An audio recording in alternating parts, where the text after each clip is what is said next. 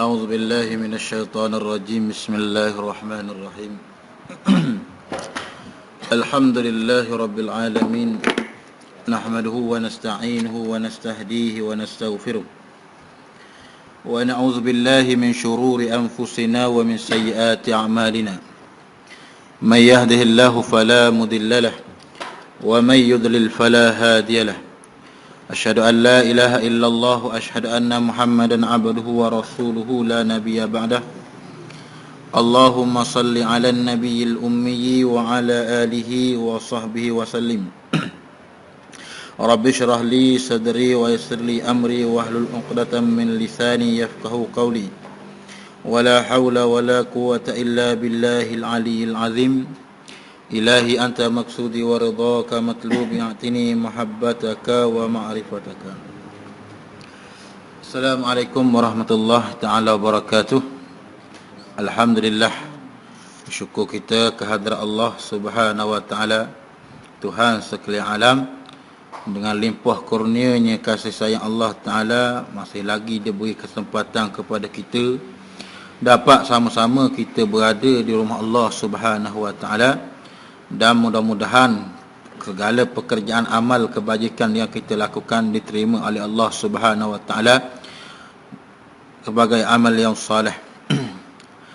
Dan insyaAllah pada malam ni kita sambung di dalam kitab Bidayatul Hidayah pada muka surat yang kedua. Seperti sabda Nabi Rasulullah sallallahu alaihi wasallam, dalam sebuah hadis Nabi sallallahu alaihi wasallam bersabda,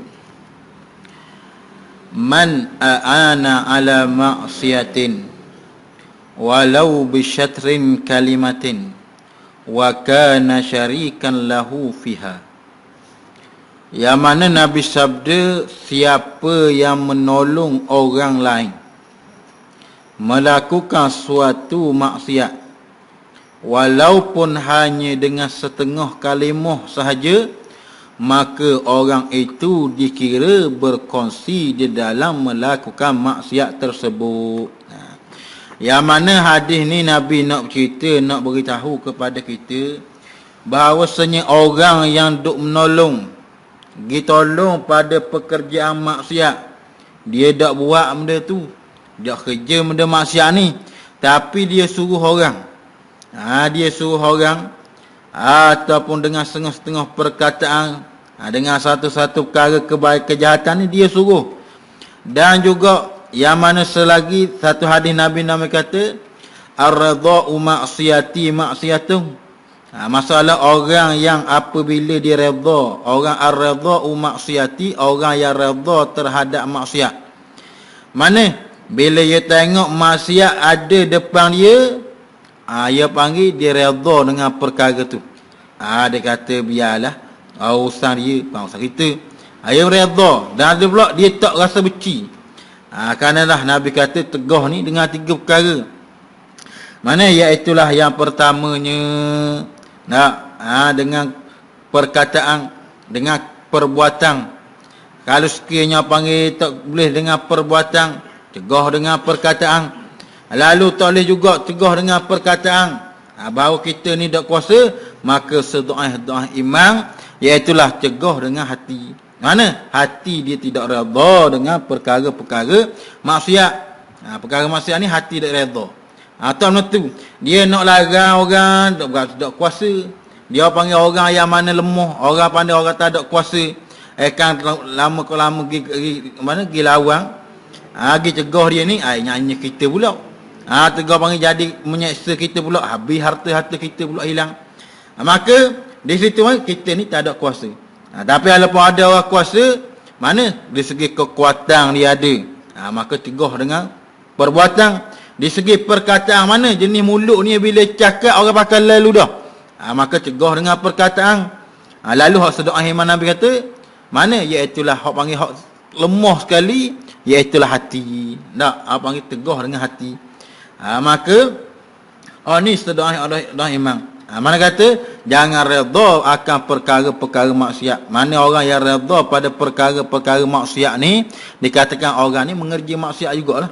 Mana seolah-olahnya orang buat maksiat, maka pahala apa dosa pun sama sekali dengan dia juga.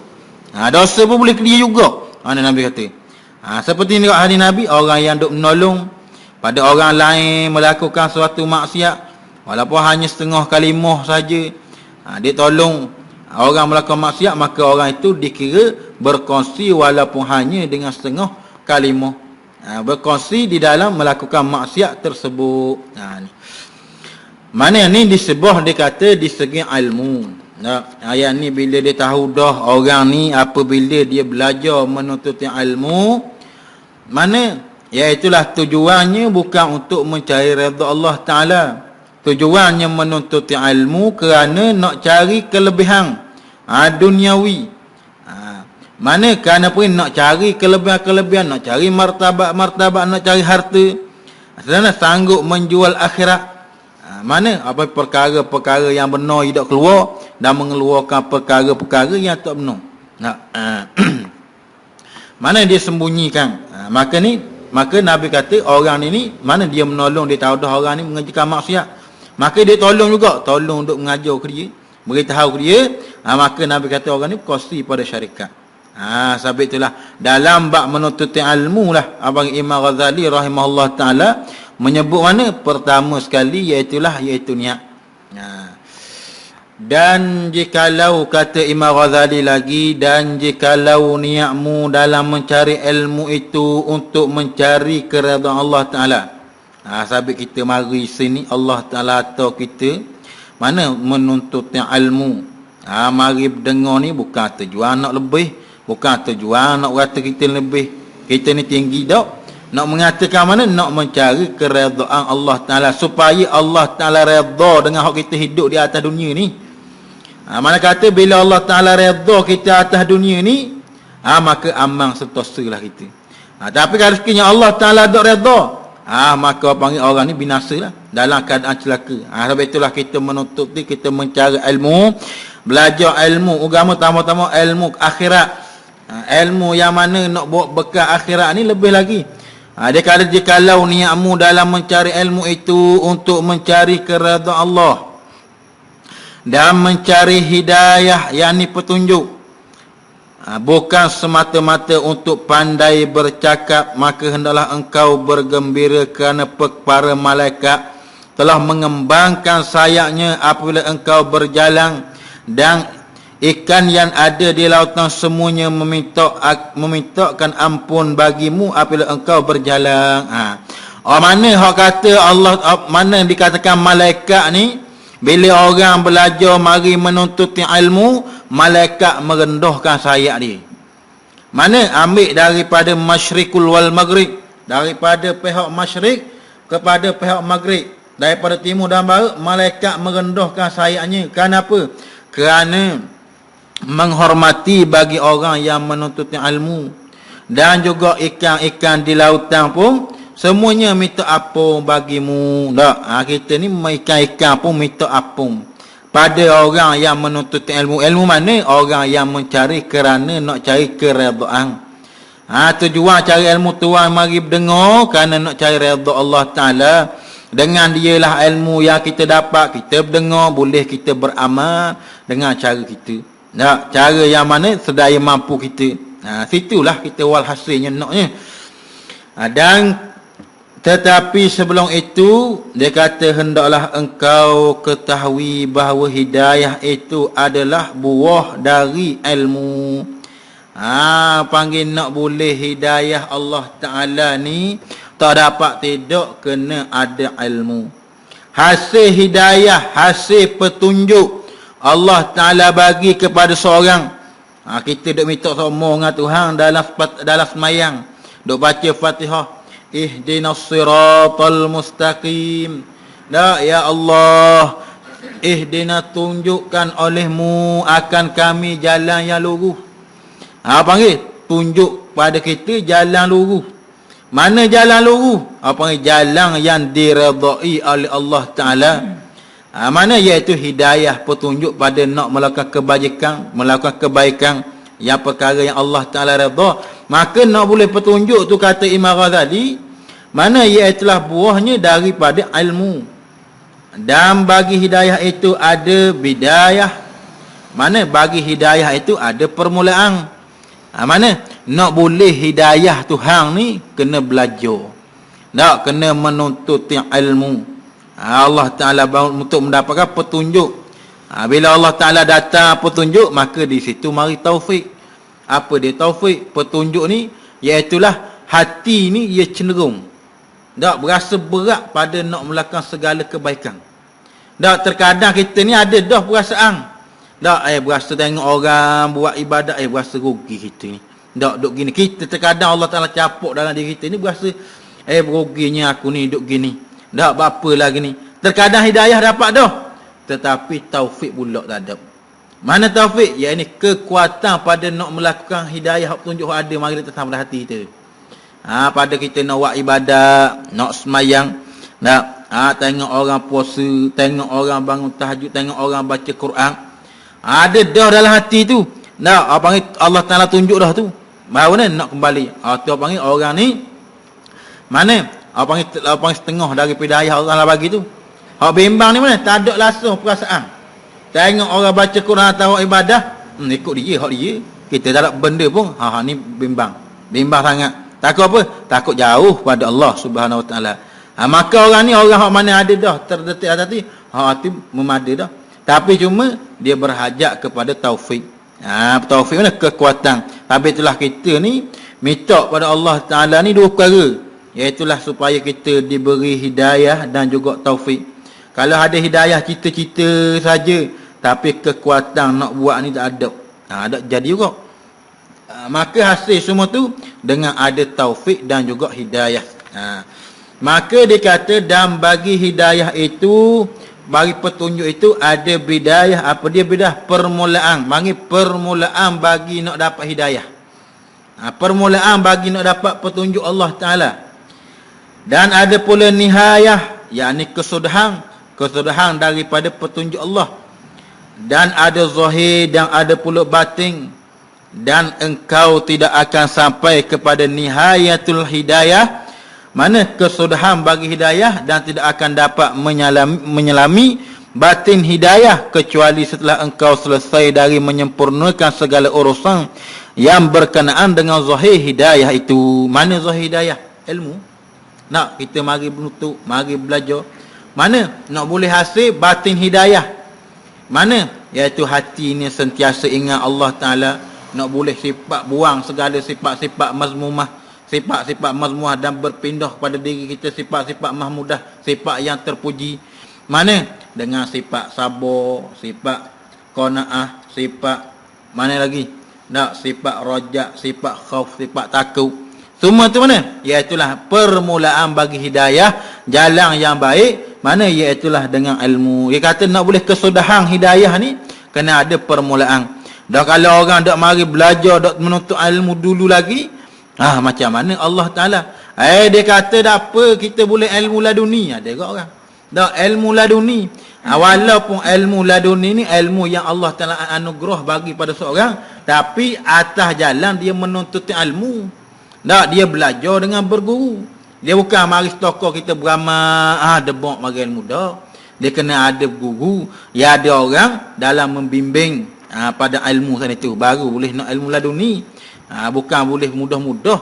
Panggil seperti para alim ulama dan orang-orang soleh boleh ilmu laduni. Ilmu laduni ilmu yang Allah Ta'ala anugerah pada dia. Tapi nak boleh permulaan ilmu tu mana? Dia menuntut ilmu yang zahir. Inilah apa panggil ilmu agama ni.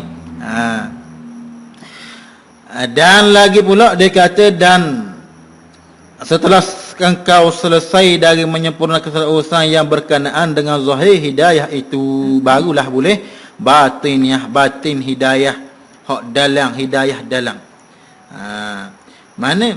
Dan dia kata lagi, dan di dalam kitab ini akan saya sebutkan bidayatul hidayah, permulaan jalan menuju hidayah. Dalam jalan kitab ni dia nak sebutlah permulaan bagi kita orang baru belajar, baru nak dengar, baru nak ambil tahu kita ni. Mana orang panggil kanak-kanak lah ni, budak-budak. Budak mana? Budak ni siapa? Budak muda besar ni. Tua dah. Budak ni sebuah kata baru nak mengenal. Baru nak tahu, nak ambil peluli yang mana kita ni sentiasa belajar. Kerana Nabi kata, utliba ilmi, tutulah ilmu daripada buayang hinggalah ke lubang liar lahat. Menuntut ilmu ni bukan sudah. Bila dia belajar sudah. Dah kata hang ni belajar dah dulu, masa budak-budak dulu nak belajar benda pula ni. Nabi kata belajar ni bukan nanti budak apa sampai besar lah. Sampai ketua pun selagi mana dak mati selagi tu belajar. Tak. Dan dia kata pula bahawa di dalam kitab ini akan saya sebutkan bidayatul hidayah, permulaan jalan menuju hidayah. Mana apa yang nak boleh bersih hak batin ni, hak dalam tu. Dan dia kata supaya engkau dapat menguji hatimu. Mana?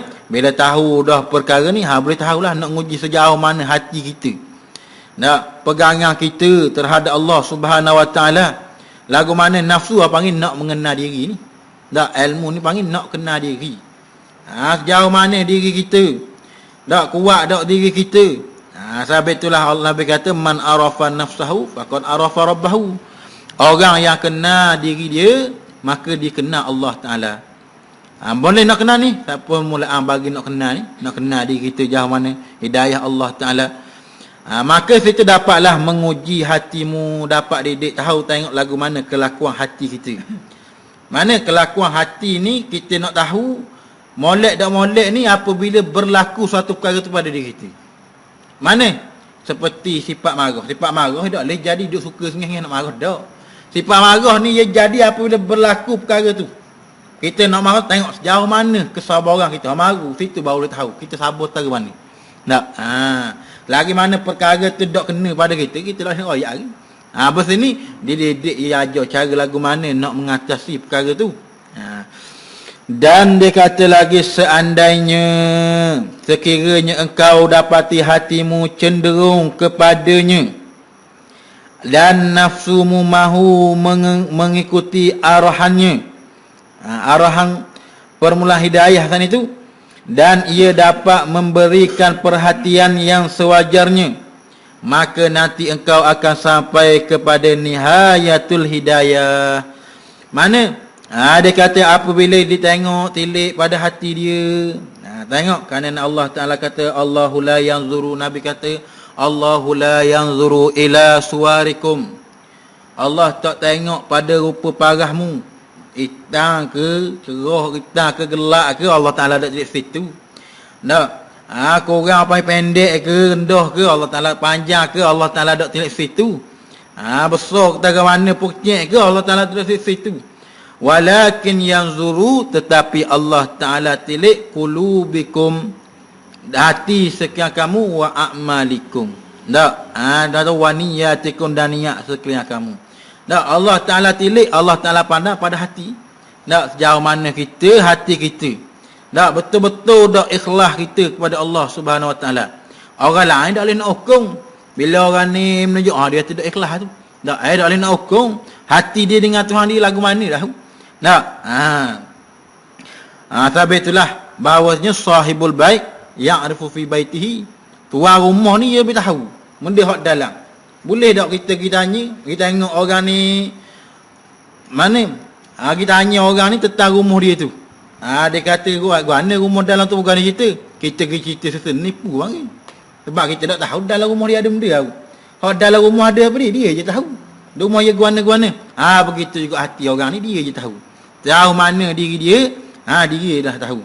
Orang lain tak boleh nak royak benda. Sebab itulah hak dalam hati, kelakuan-kelakuan ni hanya pada diri masing-masing. Dan dia kata bahawasanya dia tengok dan supaya engkau cuba mengamalkan dirimu. Mana seandainya engkau dapati hati cenderung kepadanya. Mana kepada hidayah sana itu. Dan nafsumu mahu mengikuti arahannya, arah hati. Dan ia dapat memberikan perhatian yang sewajarnya. Maka nanti engkau akan sampai kepada nihayah keseluruhan bagi hidayah. Bila mana? Bila nafsu boleh ikut hati. Tak. Bila hati ni boleh mengawal akan hawa nafsu, maka sini dia boleh akan dapat nihayah tu ni hidayah. Tapi kalau nafsu ni tak boleh, apa panggil, tak boleh nak kawal. Mana? Bahawanya diri dia, nafsu dia, hati dia ni, nafsu ni mengawalkan diri dia. Mana kata dia nak buat benda perkara, nafsu suruh pergi buat tu pula. Balik akal, balik hati kata, perkara ni tak boleh. Tapi kerana nafsu ni, mana nafsu ni lebih. Maka tak boleh lagi nak boleh. Mana? Nihayatul hidayah. Apa kesudahan bagi hidayah. Maka orang nak boleh kesudahan hidayah ni, iaitulah orang yang mana hati dia, apa akal dia, iaitulah boleh menguasai akan nafsunya. Sebab itulah kata Imam Ghazali sama je antara akal, nafsu dan juga hati. Ya, panggil perkara bersamaan. Tapi hak beza hak dok ngajak kita tu benda. Hak ngajak tu mana? Hawa. Apa panggil hawa? Apa panggil perkara-perkara yang dok ngajak kita perkara-perkara dok molek. Nah, ada nafsu ni Allah Taala, ya ayyatuhan nafsul mutmainnah. Nah, hei nafsu yang tenang, irji'i ila rabbiki radiyatan mardiyah. Hendaklah kamu kembali pada Allah Taala hal keadaanmu redha Allah Taala, hal keadaanmu redha kepada Tuhan dan Tuhan pun redha padamu. Ni dalil nafsu ni baik. Nak tengok nafsu kita, bila kita pergi letak nafsu ni pada perkara yang nafsu baik tapi perkara halal. Mana? Seperti orang nikah lah. Nah, orang menikah nafsu ni, hak perkara ni nafsu baik tapi buat perkara halal, maka ibadat. Tak perkara baik. Tapi kalau nafsu ni dia baik tapi perkara diharam, tak, benda sama je. Tapi buat perkara haram, maka berdosa. Maka hak dok mengajak kepada nafsu ni, tu kata nafsu ni apa panggil salah perkara yang mana ada pada diri ni. Yang mengajak ni perkara yang jahat ni mana? Iaitu hawa nafsu. Nah, hawa nafsu ni dok ajak ni buat perkara jahat, buat perkara ni. Maka di sinilah apa panggil kita ni kena kena didik dan ajar dan asuh nafsu ni. Tak, katalah Nabi kata bahawasanya kamu daripada bila ketika Nabi SAW dia nak wafat. Tak, bila habis perang Sabir belaka, Nabi kata bahawasanya kamu para sahabat akan kembali daripada perang Asrar kepada perang Akbar. Yang mana perang Sabir tu perang kecil dah, ada dah. Tak, paling besar sekali mana? Perangnya hawa nafsumu. Tak, hawa nafsu ni payah. Dan bila duk pekat atas duk benda, tak, tengok jumpa lah. Tak, bila duk bawah boleh tahan lagi. Tak, kita gini macam-macam. Bila duk atas, tak samalah dengan cakap. Kenapa? Kerana nafsu bila tengok perkara hak kenang, habis itu. Tak, bukan mudah. Sebab tu Nabi kata nafsu ni hak paling besar sekali. Tak, jihad paling jihad akbar mana? Iaitu jihadun nafsi. Tak, bila jihad nafsu dia boleh didik, nafsu dia boleh hajar. Mana kelakuan? Walaupun dia memegang tapuk pemerintahan, walau pegang duk atas sekalipun, dia akan guna perkara-perkara yang baik. Nah, kenapa? Kerana nafsu dia sudah diasuh dan dididik pada perkara-perkara kebaikan. Sebab itu nafsu ni payah. Tak, hawa nafsu duk ngajak kita semua. Tambah pula telur dengan syaitan, dengan iblis, kau lagi payah. Sebab itulah kita ni sentiasa berharap rahmat kasih sayang Allah Ta'ala. Mana nak dapat rahmat? Iaitulah kita berada pada majlis-majlis ilmu. Tak, kita menuntut ilmu ni lah ni. Tak, bila kita dengar nasihat, dengar perkataan-perkataan para alim-alim ulama, bila dengar hadis-hadis Nabi, bila dengar Al-Quran, tak, perkara hak dulu berasa ingin, tak, berasa kau kendor sikit. Tak, dia kata ingat ke boleh Tuhan larang benda ni. Kita tahu. Tak, situ. Dan dia kata lagi bahawasanya seandainya engkau dapat hati cenderung, begitu. Tetapi jikalau engkau mendapati hatimu tidak memberi perhatian kepadanya dan nafsumu suka berlambat-lambat dalam melaksanakan perintahannya Allah Ta'ala, perintahnya, maka ketahuilah bahawa kecenderunganmu di dalam menuntut ilmu itu sebenarnya hanya tunduk kepada perintah syaitan yang terkutuk. Mana?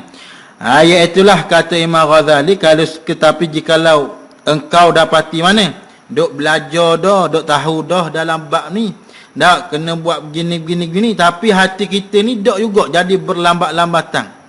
Tak ambil peduli dengan perkara ni, buat mensia-siakan.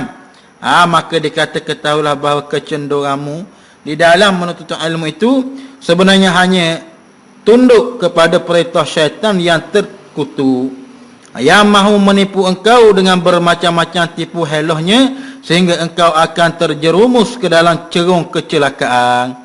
Ni dah walaupun menuntut ilmu dah, bila ilmu yang dia belajar, dia menuntut, dia mendengar, dia ambil tahu, lalu cenderung dia terhadap nak mengamalkan ilmu ni tak ada. Maka dia kata perhatilah, kata kamu telah ikut perintah syaitan yang terkutuk dah. Syaitan dia tipu cara halus. Dia tipu kalau orang hak jenis dak dengar, dia tipu cara orang dak jenis dak dengar. Dak lagi mudah. Dak hak tipu kali kalau hak jenis bahai kuliah umum. Ni cukup tunggu. Dak ya mari besi alu dah katalah mu dengar saja dah lah. Dak apa dah mai dengar ni molek dah. Lalu beramal nanti lu. Dak dengar sudah. Situ pula syaitan. Tak, maka kalau kita pergi ikut mana? Dengan apabila kita tahu dengan perkara ni mana haram tapi kita pergi buat juga, tahu. Maka panggil perkara ni bahawanya kamu ni telah tertipu oleh ikut perintah syaitan yang terkutuk. Yang mahu menipu kau dengan bermacam-macam tipu helonya sehingga engkau akan terjerumus ke dalam cerung kecelakaan. Tapi ada orang terkadang dia kata, dah kalau tahu pun kata tidak beramal pun kena juga. Baik dah tahu mula lagi. Dia kata tak tahu mula, tak tahu mula kau lagi berat. Seperti kata orang kata, Allah Taala kata fawailul lil musallin, neraka orang semayang. Allah, orang semayang dalam neraka. Kita dak semayang ni, baik dah semayang mula. Mana kata panggil Allah Taala suruh kita ni ambil amati dengan semayang. Dengan ilmu kita menuntut ilmu supaya kita dapat beramal untuk mencari keikhlasan pada Allah Taala. Kalau dah ambil tahu dak semaya terus kau berat lagi. Dak semaya terus dak lain terus buat ibadat kau berat lagi. Berat sungguh kau teruk lagi asal Allah Taala. Kalau orang hak kena pun kena tu, kena seksa juga. Apa tu lagi orang dak semaya terus, lebih lagilah. Begitu juga orang menuntut ilmu bila dia tidak beramal, dia kata maka bahawasanya perkara ni seolah kamu telah tertipu oleh syaitan yang terkutuk, yang mau menipu engkau. Ni apa kita kena perhatilah. Baik kita ni hidup di atas dunia ni mana? 3. Yang pertamanya kena tahu apa Allah Taala tujuan Allah Taala atau kita atas dunia sebab apa. Dan daripada mana kita datang, dan sebab apa Allah Taala letak kita di atas muka dunia, dan mana kita akan pergi. Bila tengok perkara tu, lalu dia muhasabah diri. Allah Taala suruh kita mana datang di atas muka dunia ni untuk mengabdikan diri pada Allah Taala. Sebab kita janji dengan Tuhan dah. Bukan masalah kita tak biar, kita janji dah. Masa ketika alam arwah, alam ruh, sebelum Allah Taala menjadikan jasad tubuh kita ni, kita janji dengan Tuhan dah dulu. Mana? Seperti mana Allah Taala menyebut, alastu bi rabbikum, adakah aku Tuhan kamu? Kita janji Tuhan dulu. Qalu bala syahidna, kita jawab bahawasanya engkau ya Rabb, Tuhan aku dah ni. Syahidna, kami bersaksi bahawa kamu ni Tuhan. Mana kata kita nak ikut segala perintah Allah Taala dan nak meninggalkan larangan Allah Taala.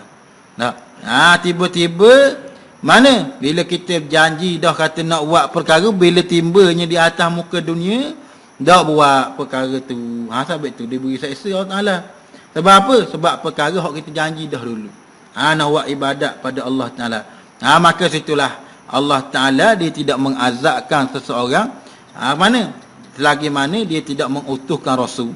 Nabi Allah Taala utus rasul ni mana supaya sebagai kita ikutlah jalanan dia sana itu. Dan di atas dunia ni nak mencari keredaan Allah Taala supaya Allah Taala redha pada kita. Sebab tu kalau kita ni tak boleh duduk.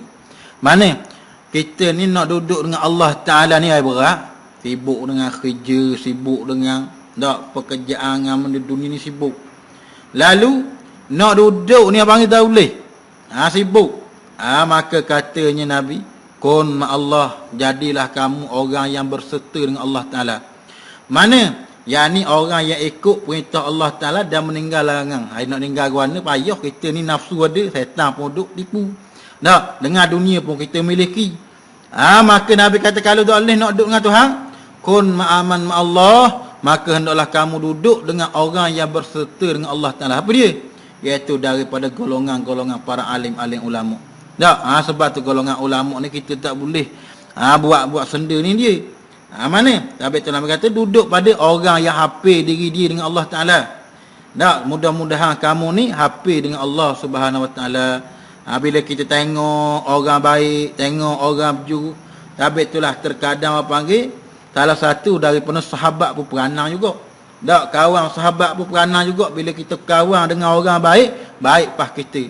Sampai tu Nabi kata, kalau orang tu bila dia berkawan dengan tukang besi, maka bau besi pas dia. Dia kata, hamba dok kerja besi, tapi hamba duk situ semua kita tengok orang main besi. Tak, duk main besi, duk jana besi.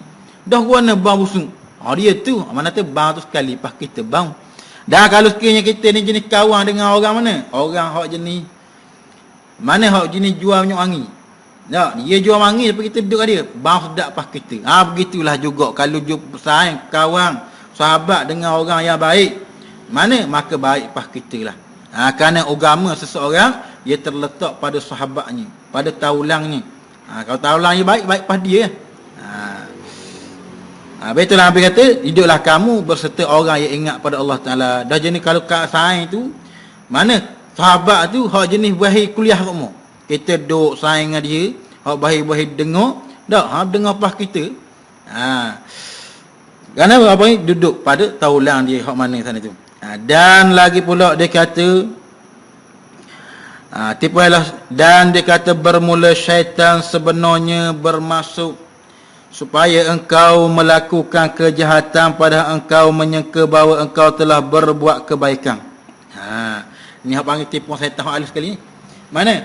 Dia kata sebenarnya bermaksud syaitan ni sebenarnya bermaksud supaya engkau melakukan kejahatan padahal engkau menyangka bahawa engkau telah berbuat kebajikan. Mana? Kita ni buat kebajikan dah, buat baik dah. Mana? Sedekah dah, semayang dah, puasa dah, buat baik dah ni. Padahalnya di sebalik tu tidak lagi melakukan kebaikan. Mana? Maka dengan itu syaitan telah berjaya memperdayakan engkau dan ia telah berjaya mengumpulkan engkau bersama-sama dengan golongan yang disebutkan dalam ayat Al-Quran. Mana?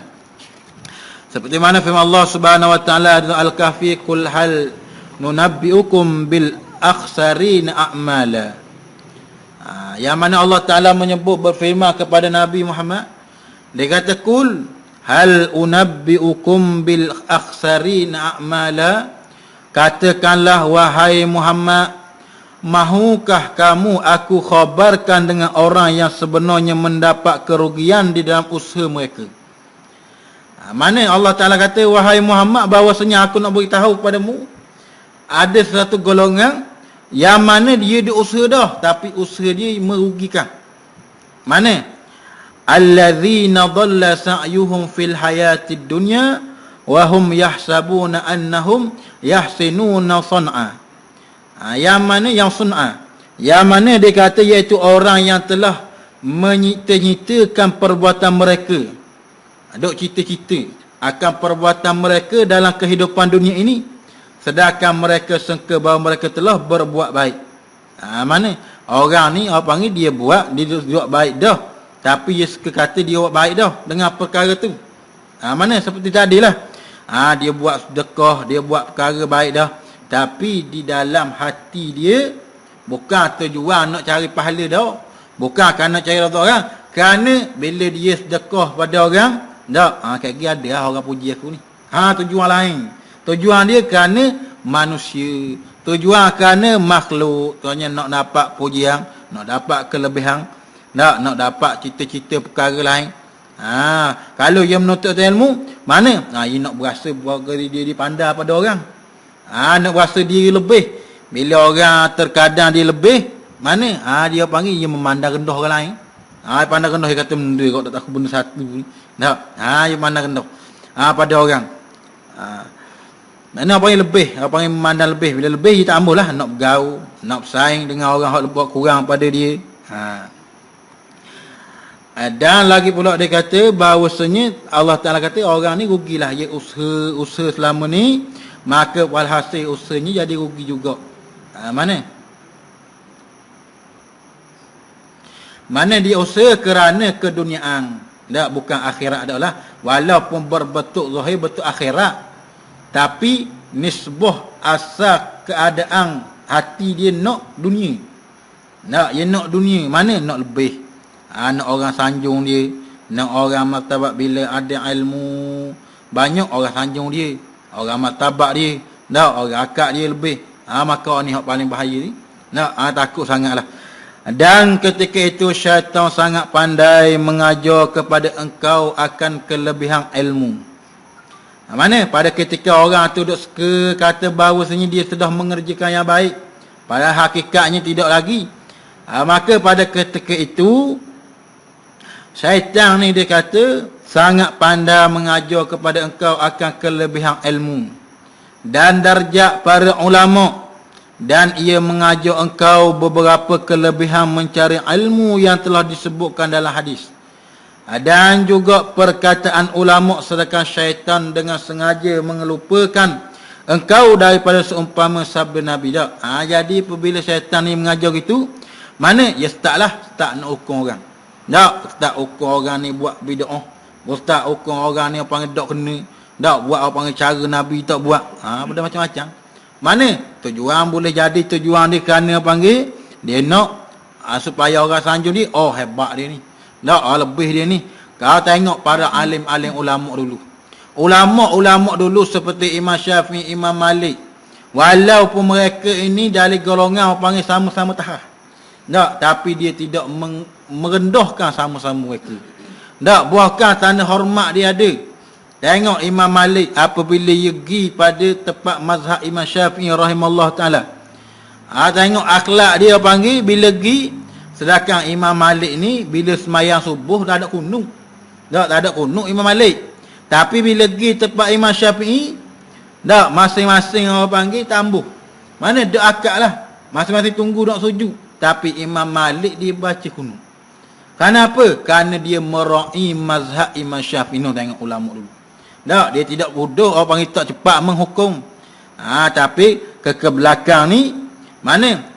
Tak berapa-berapa tahu gitu je. Orang panggil duk menyalah ulama begini lah. Ulama ni duk kena macam-macam lah. Sedangkan ulama ni orang panggil, ya Nabi kata innama yakhsyallah min ibadihi ulama. Orang yang paling takut pada Allah Taala daripada hamba-Ku siapa dia? Iaitulah daripada golongan para alim-alim ulama. Ulama-ulama terdahulu apa panggil nak istinbat hukum. Nak beritahu hukum ni amat apa panggil halal-halasi sungguh. Amat perhati sungguh. Bukan saja-saja buat hukum satu perkara. Kerana itulah syaitan ni apabila dia tahu kita ni tertipu seseorang. Terkadang seseorang tu dia menuntut ilmu, tak menuntut ilmu gak. Dia ni baik baca saja. Bila baca gak, dia tahu bab hukum sudah. Habis dia ukur orang belaka. Ni tak kena, dia tak kena. Sebab itulah kata ulama malam syaikhah. Malam syaikhahu, barang siapa yang menuntut tidak ada syekh. Fa syaita syaikhuhu, maka syaitanlah syekh dia. Dia tak ada tempat rojokan. Alim ulama tak ada. Tak pernah belajar, tak pernah menuntut. Bila mari tu berasa nak belajar, nak tengok baca. Tak tengok Google, tengok benda. Tak hukum dalam Google saja. Tu duk hukum orang kata reti. Ni dah. Maka siapa dia? Syaitanun syaikhu, maka syaitanlah syekh dia. Syaitan kata betul dah ni, hak murayak ni. Tak salah dah. Maka kau lagi lah. Abang panggil cucu api kau. Kau bakal naik lagi ya. Dan lagi pula dia kata, sedangkan dengan sengaja melupakan engkau daripada seumpama sabda Nabi Rasulullah, mana Nabi SAW bersabda, man izdadal ilma lam yazdad hudan lam yazdad minallahi illa bu'da. Siapa yang bertambah ilmunya, dia belajar ilmu kau bertambah. Mana kata boleh belaka ilmu balaghah, ilmu mantik tu apa panggil ni, apa yang di segi orang belajar pondok lah. Walau kita ni apa sekadar nak dengar gitulah, nak sekadar nak beramal. Tapi kalau orang nak menuntut ilmu sungguh, tu abang kita tepat dia lah. Tapi kita ambil peluang yang mana Nabi dalam golongan 3 tu. Tak boleh nak belajar, dengar pula apa. Nak menuntut. Dan Nabi kata bahawasanya manis dada ilma, barang siapa yang bertambah ilmunya sedangkan hidayah amalannya tidak bertambah, maka ia hanya bertambah jauh dari rahmat Allah. Yang mana Nabi kata orang ni ilmu kau tambah, tapi hidayah amalannya tidak bertambah, tak ada amalan dia pun. Tahu-tahu je rakyat kau orang je. Tapi tu orang nak jadi ustaz ni berat. Tak, dia beritahu kau orang berjam-jam. Tapi kalau tak buat perkara tu, berat sungguh. Tak, berat ke mana? Dah mulai Allah Ta'ala uji bermacam-macam. Tak, habis tu nak duduk sedap tak boleh. Orang panggil walaupun ni amanah, anugerah daripada Allah Ta'ala, tapi dia kena jaga sungguh. Tak, kerana orang panggil dipersoal Allah Ta'ala, bahawasanya dan lagi pula, Nabi kata siapa yang bertambah ilmu sedangkan hidayah amalannya tidak bertambah, maka ia hanya bertambah jauh dari rahmat Allah. Kasih sayang Allah Ta'ala kau tambah kau jauh. Tak, kau jauh dari rahmat Allah Ta'ala. Dan syaitan juga melupakan engkau dari sabda baginda berbunyi, asyaddun nasi azab yaumal qiyamah alimun, orang yang terlebih azab pedih sesaannya pada hari kiamat nanti ialah orang yang alim, yang banyak ilmunya. Dan alim ni apa panggil alim yang berilmu lah, ada ilmu. Nah, lam yanfa'uhu, yang mana ilmu ni yang tidak memberi manfaat akan dia oleh Allah Ta'ala dengan ilmunya. Mana ilmu tak ada memberi manfaat, ilmu tidak boleh mencegah dia daripada perkara-perkara yang tak molek. Nah, walaupun dia belajar, dia menuntut tahu dah, tapi perkara-perkara yang tak baik, mana masih lagi. Maka Nabi kata orang ni asyaddu azaban, terlebih bersangatan diazab pada hari kiamat esok. Kerana orang hak tahu dah, bila dia tak buat perkara tu, lebih lah. Tak diazab oleh Allah Subhanahu Wa Ta'ala. Kalau orang tak tahu langsung, ni berat lagi. Tak tahu langsung. Orang hak dimaaf, hak tak tahu ni mana? Apa ni? Orang yang jahil ataupun orang lupa. Jahil ni mana? Jahil ni, jahil hak dimaaf ni, iaitulah jahil yang mana orang panggil dia ni sa'wa'im dengan keadaan dia ni orang yang baru masuk Islam. Tak erti benda baru masuk Islam. Orang ni pula suruh dia masuk Islam je. Bab Islam dia tak ajar. Tak, dia pun tak tahu nak kata mana. Ada. Tak, kita jumpa dah. Tak, nyanyi nampak. Tak, dia kata lama ada dah masuk Islam. 2 tahun dah kata. Dah semayang, kita tahu semayang ke mana. Dah Islam lagi, dah percaya Islam lagi. Mana kata orang tu ajak Islam tapi dia ajar dia. Tak, bab ni apa yang nyanyi semua. Tak, maka orang ni dimaaf. Tak, dimaaf pada Allah Subhanahu Wa Ta'ala kalau sekiranya buat melakukan kesalahan. Tapi kalau sekiranya orang tu dia tidak ajar, tak didik, walaupun besar dah, mana apabila orang yang boleh memasukkan orang dalam Islam, maka orang ni besar di sisi Allah Subhanahu Wa Ta'ala martabat orang ni. Nah, maka panggil bahawasanya bila masuk Islam kau kena ajar, kena didik pada dia. Tak, beri ilmu, pengetahuan. Maka orang hak mukallaf begini maka dimaaf oleh syarak walau kalau dia tak tahu. Dan juga orang yang jauh pada pedalaman, jauh. Mana nu? Duk ulu. Kalau berang. Tak, kalau berang ataupun ulu nu, mana jongok batu lah ni dah tu. Tak, kapal asli yang belah tu. Tak, belum faham nu. Mana kata orang panggil dia ni apa? Tak dapat orang panggil agama. Maka ni walaupun dia Islam dah, tapi dimaaf. Kenapa? Payah nak menuntut ilmu sana tu, nak tahu. Dan kalau hak ni, hak mana? Hak kalau jenis hak jalan taksi. Jalan taksi jangan cuak. Mana tahu dah kata tempat ni ada majlis ilmu. Dia pun tak tahu benda satu, tapi tak mari juga. Ni tak maaf. Kalau dia buat salah, mana semayang tak kena, benda tak kena, buat ibadat tak kena. Ni Tuhan tak maaf, tak maaf. Tak, malaikat kena menuntut ilmu. Sebab ada situ orang tutup, orang belajar, orang mengajar dia. Ni tak maaf. Tapi tu jahil dia ada 2. Yang pertama jahil murakkab. Yang keduanya apa panggil jahil basri. Jahil hak pertengahan. Hak paling mudah kali jahil basri lah. Kalau jahil murakkab ni payah. Tak, kita dah ajak dia. Tak, dia tahu dah kata dia tahu kata dia jahil. Bahkan dia tak ambil hubah. Mana akal kejahilan dia tu. Bahkan bila kita ajak kita raya dia pula marah kita. Ni apa panggil jahil murakkab ni, ni minta jauh. Tak. Yang kedua jahil basri mana? Dia tahu kata dia jahil bila orang ajak, ya hamba memang tak tahu sungguh ni. Tak, mana dia nak belajar, nak usaha, nak mendekatkan diri pada Allah Ta'ala. Ni dah apa? Ni mudah. Dan padahal Rasulullah sallallahu alaihi wasallam orang alim yang tidak memanfaatkan dia oleh Allah Taala dengan ilmunya. Padahal Rasulullah sallallahu alaihi wasallam selalu berdoa dan mengajar kepada umatnya. Sebab itulah kita ni dalam doa kena amal doa ni. Doa ni doa yang diajarkan oleh Nabi. Mana tiap-tiap pas sembahyang kita baca masuk dalam doa. Mana Allahumma inni a'udzubika min ilmin la yanfa' wa qalbin la yakhsha' wa amalin la yurfa' wa du'ain la yusma'. Mana Allahumma inni a'udzubika, ya Allah, bahawa sesungguhnya aku ni berlindung dengan engkau min ilmi yanfa', daripada ilmu yang tidak memberi manfaat.